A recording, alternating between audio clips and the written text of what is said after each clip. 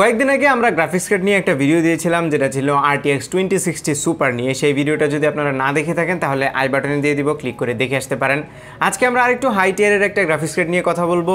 এই মুহূর্তে আমার হাতে আছে RTX 2080 Super এবং স্পেসিফিক্যালি যে কার্ডটি আমার হাতে আছে এটা হচ্ছে colourful iGame GeForce RTX 2080 Super Vulcan X OCV।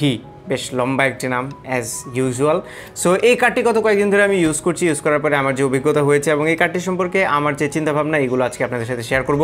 এটা অ্যাকচুয়ালি কোনো ইনডেপথ রিভিউ না, একটা ওভারভিউ দেওয়ার চেষ্টা করব এই কার্ডটি, এবং এটি অ্যাকচুয়ালি কাদের জন্য কেনা উচিত, কারা এটি কিনবেন কারা কিনবেন না, এই বিষয়টা নিয়ে একটু আলোচনা করব।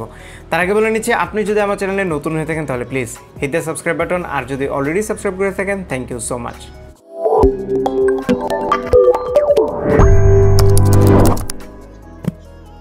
আগেরটার মতোই বক্সের ভেতরে গ্রাফিক্স কার্ডের পাশাপাশি পাচ্ছেন এরকম একটি এনভেলপ, যেটার ভেতরে আছে একটি পোস্টার, কিছু স্টিকার আছে এবং কিছু ডকুমেন্টেশন। বক্সের ভেতরে আরও একটি এক্সট্রা বক্স আছে যেটার ভেতরে কিছু টুল কিটস আছে। Now let's look at the card itself. So কার্ডটি হাতে নেওয়ার পরে আমার ফার্স্ট যে ইমপ্রেশন সেটি হচ্ছে ইটস রিয়েলি হেভি। এর ওজন হচ্ছে 1.5 কেজি প্লাস। সো বুঝতে পারছেন অনেক ভারী, এবং ভারী হওয়ার পেছনে রিজন হচ্ছে এটার ভেতরে থাকা বিশাল হিট সিঙ্ক, এবং এখানে টোটাল 7টি হিট পাইপ আছে। সো থার্মাল পারফরমেন্স খুবই ভালো হবে বলে মনে হচ্ছে। আর ফ্যান আছে 3টি টোটাল, ট্রিপল ফ্যান ডিজাইন, মাঝখানেটা একটু ছোট, বাকি দুটো একটু বড়, এবং সামনের দিকে এই যে ফ্যানগুলোকে ঢেকে দেওয়া হয়েছে একটি ডিজাইন দিয়ে, এটাকে বলা হচ্ছে আউটার স্পেস ডিজাইন, কালারফুল এটার নাম দিয়েছে।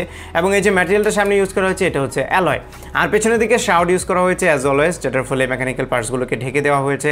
কার্ডের লুক সুন্দর হয়েছে, এবং এই কার্ডটার বডি জুড়ে অনেকগুলো RGB লাইট আছে। এখানে দেখতে পাচ্ছেন iGame-এর একটি লোগো আছে, এটা RGB, এখানে একটি RGB স্ট্রাইপ আছে, এবং সামনের দিকেও যে ফ্যানের নিচে ডিজাইনটা আছে, এখানে যে আউটার স্পেস ডিজাইন, এটার নিচের দিকেও মিনিমাল কিছু RGB লাইট আছে যেগুলো দেখতে ভালো লাগে কার্ডটি ইউজ করার সময়। এবং এই কার্ডের আরেকটি স্পেশাল ফিচার হচ্ছে এটার সামনের দিকে একটা LED স্ক্রিন আছে, যে স্ক্রিনের মধ্যে আপনারা চাইলে কাস্টম ইমেজ কিংবা টেক্সট শো করাতে পারেন, কোনো জিফ ইমেজ যদি হয় এখানে রান করাতে পারেন, অথবা বাই ডিফল্ট এখানে ভালকান লেখা আসে। আর আমরা বেশিরভাগ সময় কার্ডগুলো হরিজন্টালি মাউন্ট করি, তখন এই স্ক্রিনটি দেখা যাবে সামনে থেকে। আপনি চাইলে জিপিইউ স্ট্যাটাসটাও এখানে শো করাতে পারেন, লেটস সে টেম্পারেচার। সো আমার মনে হয় এই স্ক্রিনটা একটা গুড এডিশন, যেটা দেখতে ভালো লাগবে। আর কার্ডটির এই পাশটাতে বেশ কিছু কেবল একদম এক্সপোজড হয়ে আছে, আমার মনে হয় এটা একটু যদি আরেকটু হাইড করে দেওয়া যেত বা কোনোভাবে আরেকটু প্রোটেক্ট করা যেত তাহলে ভালো হতো। পোর্টসের কথা যদি বলি তাহলে এটাতে ডুয়েল 8-পিন কানেক্টর আছে, আর আছে ডিসপ্লে পোর্ট 3টা এবং একটা HDMI, সাথে একটি USB Type-C পোর্ট। সেই সাথে এই কার্ডটিতেও 1 কি ওভারক্লকিং ফিচার আছে। সো এখানে একটি বাটন আছে, যে বাটনটি প্রেস করা যদি না থাকে তাহলে কার্ডটি ওভারক্লকড যে ক্লক স্পিড আছে সেটাতে রান হবে, আর যদি ক্লিক করে দেন তাহলে বেস যে ক্লক স্পিড আছে সেটাতে রান হবে। এবার চলে আসি টেকনিক্যাল স্পেকে। NVIDIA টুরিং টেকনোলজিতে 12 ন্যানোমিটার থ্রেডে বিল্ড করা এই কার্ডটির যে বেস ক্লক স্পিড সেটা হচ্ছে 1515 মেগাহার্টজ, আর এটা যে বুস্টেড ক্লক স্পিড সেটা হচ্ছে 1875 মেগাহার্টজ। আর এই কার্ডটিতে কোরের সংখ্যা হচ্ছে 2944টি, এবং এটার VRAM হচ্ছে 8GB GDDR6, আর এটা TDP হচ্ছে 215 ওয়াট, আর এটার সাজেস্টেড পাওয়ার সাপ্লাই হচ্ছে 600 ওয়াট বা তার উপরে। এবার চলে আসি পারফরমেন্সে। গত যে রিভিউটা করেছিলাম RTX 2060 Super, সেটাতে আমি এডিটিং টেস্ট করেছিলাম জাস্ট একটা সিম্পল 1080 ভিডিও রেন্ডার করে। এই কার্ডটি দিয়েও আমি সেম কাজ করেছি, মানে আগে যে ফুটেজটা সেটাই 1080 একটা ফুটেজ আমার ক্যামেরায় রেকর্ড করা, কোনো ধরনের এডিট ছাড়া, কোনো ইফেক্ট ছাড়া, কোনো কালার গ্রেড ছাড়া আমি রেন্ডার করেছি সফটওয়্যার রেন্ডারিংয়ে। ওইটা সমানই টাইম লেগেছে, মানে RTX 2060 Super যে টাইম লেগেছে RTX 2080 Superও অলমোস্ট সেম টাইমই লেগেছে। সো এটা অ্যাকচুয়ালি যেহেতু সেম ফুটেজ এবং ফুটেজটা খুব হেভি লোডেড না, সেই কারণে সময় এত কম লেগেছে এবং টাইমটা আর কমাতে পারেনি 2080। বাট যখন এই ফুটেজে আপনি কালার গ্রেড অ্যাড করবেন, এক্সট্রা কোনো ইফেক্ট অ্যাড করবেন, কোন একটু হেভি লোড যখন দেবেন, তখন কিন্তু সেই স্ট্রেসটা এই কার্ডটা হ্যান্ডেল করতে পারবে। আদারওয়াইজ যদি একদমই বেসিক 1080 এডিট আপনারা করেন তাহলে আমি বলবো 2080 সুপারটা হচ্ছে ওভারকিল, 2060 ইজ এনাফ।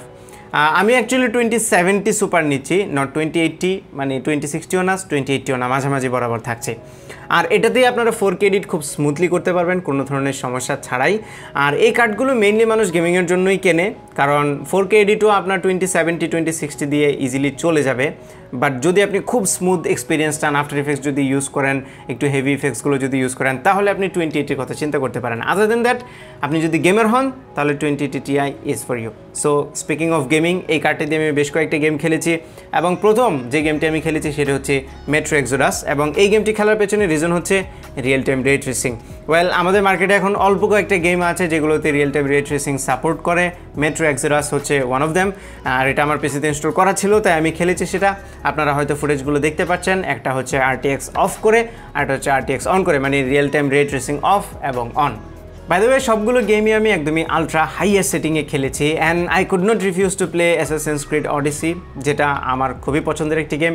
এবং এই গেমটিতে আমি অ্যারাউন্ড 110 FPS 120 FPS এর মতো পাচ্ছিলাম আলট্রা সেটিংয়ে 1080 গেমিং বাই দ্য ওয়ে। এবং এই কার্ডটি দিয়ে 4K gaming is possible, but আমার কাছে 4K মনিটর নেই, যে কারণে আমি টেস্ট করতে পারিনি। বাট 1080 গেমিং এটা মোর দেন ক্যাপেবল। আপনারা যদি 4K গেমিংও করেন তারপরেও প্লেয়েবল 60 FPS প্লাস পাবেন বেশিরভাগ গেমে। সো অ্যাসাসিনস ক্রিড অডিসির পাশাপাশি আমি এটাতে GTA 5ও খেলেছি। GTA 5 যদিও খুব একটা গ্রাফিক্স ডিমান্ডিং গেম না, সেটাতেও আলট্রা সেটিংয়ে 1080 গেমিংয়ের বেলায় 120 FPS প্লাস আমি পাচ্ছিলাম। এবং 4K-তে যদি করেন তাহলে 60 প্লাস অ্যারাউন্ড 70 FPSও পেয়ে যেতে পারেন এই কার্ডটি দিয়ে কোনো ধরনের সমস্যা ছাড়াই।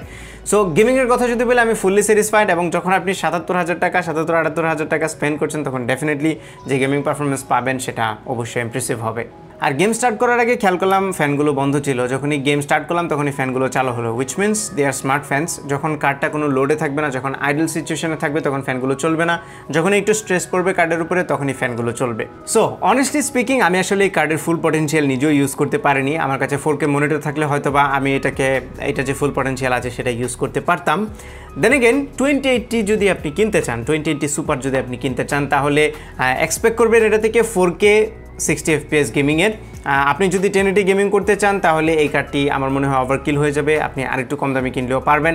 আর যদি এডিট করতে চান তাহলে এই কার্ডটি যদি নেন তাহলে you better have 4K footages with lots of effects and color grades, otherwise এই কার্ডটি ওভারকিল।